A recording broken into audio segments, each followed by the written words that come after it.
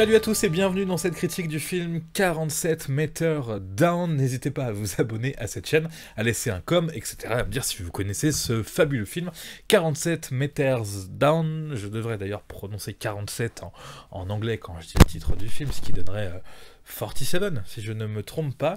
Alors, un film totalement série B, voire nanar, qui est sorti directement en ligne, en VOD, en France, il y a déjà maintenant quelques années.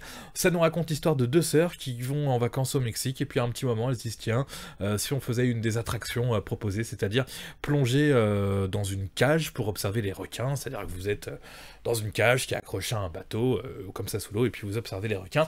Sauf que là, il va y avoir un vrai problème, c'est que la cage va... Le fil, enfin le câble qui tient la cage va céder, et hop, la cage tombe au fond de l'eau, et les deux sœurs se retrouvent avec leur bouteille d'oxygène, leur petit masque, tout au fond de l'eau, avec les requins qui tournent un petit peu autour, et elles n'arrivent pas à communiquer avec les gens qui ont proposé cette excursion sur le bateau. Et je trouve que la vraie force de ce film, c'est de réussir à faire durer tout le film là-dessus. On est presque non-stop au fond de l'océan, à 47 mètres de profondeur pour le coup, à se dire mais comment elles vont faire pour s'en sortir, comment elles vont faire pour essayer de sortir de la cage en évitant les requins, en essayant de recontacter ceux qui sont en haut, pour leur dire de contacter les secours, comme quoi elles sont encore en vie, et ils arrivent à nous faire un film de 87 minutes, donc près d'une heure et demie avec juste ça, sans user de flashback ou d'autres choses. Donc pour un film un peu sketch à la base, avec des vilains requins qui tournent autour de la cage, ils arrivent à nous sortir quelque chose. C'est là la petite force que peut avoir ce film, donc 47 Meters Down, que j'ai dû voir sur Netflix ou Prime Video, je ne sais plus, peut-être plus Prime Vidéo, et encore, non, peut-être plus Netflix, je ne sais même plus. À noter la présence à l'intérieur de l'actrice et chanteuse Mandy Moore, qui était une chanteuse dans les années 90 et qui est devenue plus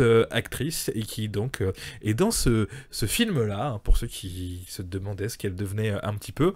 À noter qu'ils ont même fait une suite de ce film 47 Meters Down, que je regarderai peut-être. Là je pense que déjà ce premier film est un petit peu tiré par les cheveux, alors en faire une suite, ouais, compliqué, mais pourquoi pas. Donc en tout cas, pour un film qui, rien qu'à son affiche, quand on a envie de le regarder, on se dit ça va quand même être une forme de sacré sketch, et eh bien ça tiendrait presque le coup, comme petit film. Je vous parle pas du réalisateur qui peut-être a réalisé d'ailleurs la suite, mais n'a pas fait grand chose à part de réaliser ce film là. Voilà pour la critique du film 47 Meters Down.